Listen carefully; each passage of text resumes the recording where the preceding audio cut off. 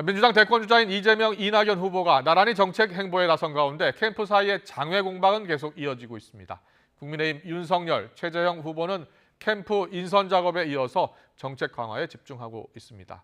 여야는 잠시 뒤 문체위 전체 회의를 열고서 언론중재법 개정안을 심의할 예정입니다.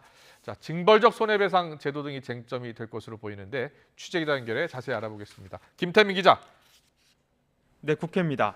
네, 먼저 대권주자 움직임부터 살펴보겠습니다. 민주당 대권주자들 오늘은 나란히 대표 정책을 발표했다고요? 네, 네거티브 공방 끝에 휴전을 선언한 민주당 대권주자들 오늘은 나란히 정책 행보에 나섰습니다. 먼저 이재명 경기지사는 오늘 오전 자신의 대표 공약인 기본 시리즈 중 하나인 기본금융정책을 발표했습니다. 최대 1,000만 원의 기본대출권 보장과 법정 최고 이율 인하 등을 내세워 금융시장 양극화를 해소하겠다고 강조했습니다. 이에 앞서 이낙연 전 대표 역시 자신의 대표 공약인 신복지 정책 중 하나로 전 국민 주치의제도 도입을 제안하며 복지 사각지대 해소를 약속했습니다. 특히 이 전 대표는 이 자리에서 기자들과 만나 최근 주자 간 공방과 관련해 서로에게 상처를 주지 않는 검증이 필요하다고 강조하기도 했습니다. 하지만 두 진영 사이의 장외 신경전은 오늘도 쉽게 가라앉지 않은 모습입니다. 이낙연 캠프 측 오영훈 대변인은 이재명 후보의 지사직 유지는 권력 사유화가 될 수 있다며 공세를 이어갔고, 여기에 맞서 이재명 캠프 측 박찬대 대변인은 지사직 사퇴가 양심의 문제라고 지적한 이낙연 전 대표의 발언을 언급하며 납득이 되지 않는다고 반박했습니다. 이처럼 네거티브 중단 선언이 무색하게 장외 신경전이 이어진 데 대해 당 지도부는 자제를 거듭 요청했습니다. 오늘 취임 100일을 맞아 기자간담회를 연 송영길 대표는 네거티브 중단을 선언한 후보들의 취지에 따라 각 캠프에서도 자제할 필요가 있다고 강조하기도 했습니다. 국민의힘 주자들도 서서히 인선 또 정책 강화에 열을 올리고 있죠? 네, 국민의힘 유력 대선 주자인 윤석열 국민캠프는 오늘 아침 싱크탱크 격인 정책자문단 인선을 발표했습니다.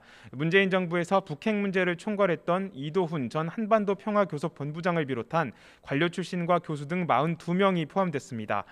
윤 전 총장이 주 120시간 근론, 일본 원전 방사능 유출 발언 등으로 논란을 빚은 만큼 관련 정책을 가다듬는 동시에 메시지도 명확히 정리할 것으로 보입니다.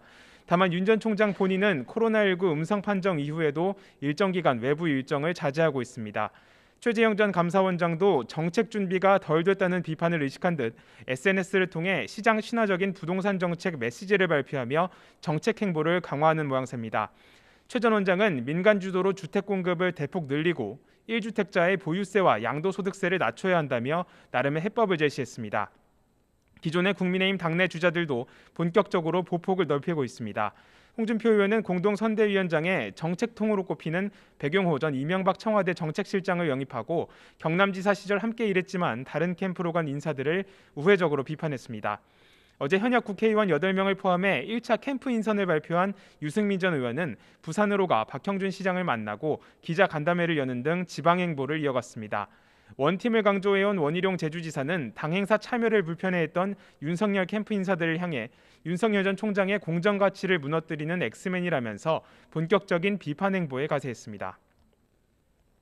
네, 계속해서 여야가 충돌하고 있는 언론중재법 심의에 대해서 좀 물어보겠습니다. 문체위 전체 회의가 지금 열리고 있다고요?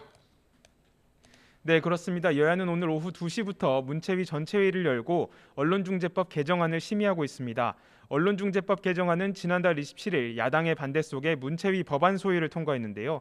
최대 5배의 징벌적 손해배상 제도와 인터넷 기사 열람 차단 청구권 등이 담겨 언론의 자유를 과도하게 침해한다는 지적이 잇따랐습니다. 특히 야당은 내년 대선을 앞두고 언론에 재갈을 물리려는 시도라고 강도 높게 비판하기도 했는데요. 김기현 국민의힘 원내대표의 말 들어보겠습니다. 유신 정권 때에도 그 유례를 찾을 수 없는 언론 통제 시도, 결국 이 정권에게 화로 돌아갈 것임을 엄중하게 경고합니다. 반면 윤호중 민주당 원내대표는 허위 조작 보도 피해자를 실효적으로 구제하는 법안이라며 처리 의지를 재차 강조했습니다. 함께 들어보겠습니다. 허위 조작 보도를 한 언론사에 합당한 손해배상 책임을 물어 언론사의 자정 능력을 강화하고 피해자를 실효적으로 구제하는.